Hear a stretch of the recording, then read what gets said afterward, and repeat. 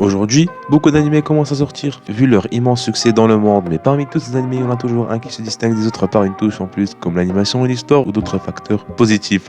D'où cette vidéo où je vais vous parler d'un de ces animés. Bonjour à tous les amis, c'est Vifado, j'espère que vous allez bien, car aujourd'hui on se retrouve dans cette nouvelle vidéo où je vais vous présenter un nouvel animé qui vient de sortir, j'ai nommé Takt OP Destiny. C'est un animé très récent, je vous parle déjà 4 épisodes qui sont sortis, et il a déjà conclu les cœurs de plusieurs personnes. Non seulement l'histoire est attachante, mais aussi car l'animation est excellente. Normal car c'est le studio Mappa et Madhouse qui s'en occupent. Les fameux studios qui ont animé plusieurs animés comme Jujutsu Kaisen, la saison 4 de Shingeki no Kyojin, Kakigurui, Hunter x Hunter, One Punch Man, Death Note, etc., etc. Bref, dans cette vidéo, je vous présenterai tout ce qui concerne Takt OP Destiny et bien sûr vous convaincre de le regarder car il est assez impressionnant. N'oubliez pas de me dire dans les commentaires votre nouvel anime préféré, je le lirai et je dirai mon avis sur ce dernier.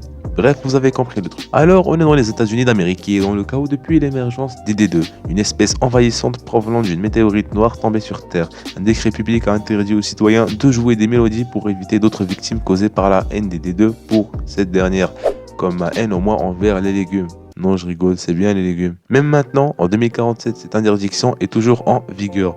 La seule forme de défense de l'humanité contre les D2 sont les musicards, des jeunes femmes représentant des morceaux de musique classique qui sont contrôlés par les conducteurs.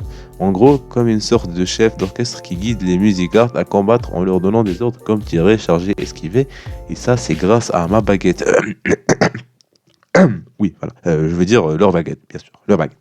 Takt Asaina, un pianiste prodige qui est du genre distant, à peu près comme moi quand je regarde des animés, il se retrouve transformé en chef d'orchestre suite à une attaque spontanée de D2. Le même incident tue la sœur cadette d'Anna, Cosette, et met Takt en contact avec son musicard, Destiny, à la recherche d'un moyen de stabiliser le pacte entre eux, car leur relation est un peu défectueuse. À peu près la même relation que j'ai avec les légumes. Mais non, bien sûr, c'est bien les légumes. Bref, Takt et Destiny, aux côtés d'Anna, se lancent dans un voyage périlleux jusqu'au siège de Symphonica à New York. Là où Destiny sera peut-être redevenu comme avant. Je dis bien peut-être. Takt est pressé d'aller aux toilettes. Attends, quoi? Takt est pressé de rejoindre la ville pour pouvoir à nouveau jouer du piano, vu que c'est un obsédé de la musique, même si sa passion attire les créatures qu'il en venu à mépriser. Mais vraiment, je ne comprends pas Takt à ce moment. Pourquoi il fait un truc qui va attirer son malheur et le malheur des autres? Franchement, je ne comprends pas. Pendant ce temps, le sens du devoir de Destiny entraîne le groupe dans des ennuis en cours de route parce que les musicards, c'est comme une sorte de robot programmé seulement pour éliminer les D2. C'est ça leur but. Avec un chemin infesté de D2 et de nombreux autres obstacles ardus devant eux, une très belle intrigue qui nous oblige de nous accrocher à cet animé dès le premier épisode et d'attendre patiemment les épisodes à suivre. Et maintenant, parlons des personnages. Déjà, ce côté-là, rien à dire. De beaux personnages avec un caractère qui distingue les uns des autres. Déjà, on a Takt, un mec plutôt calme, introverti et distant, qui adore la musique et surtout jouer du piano. Il va devenir un conducteur après l'attaque des D2. Cosette, la petite sœur d'Anna, elle est le contraire de Takt, plutôt une fille joyeuse, amicale et extravertie, et deviendra une musicarde après la même attaque des D2.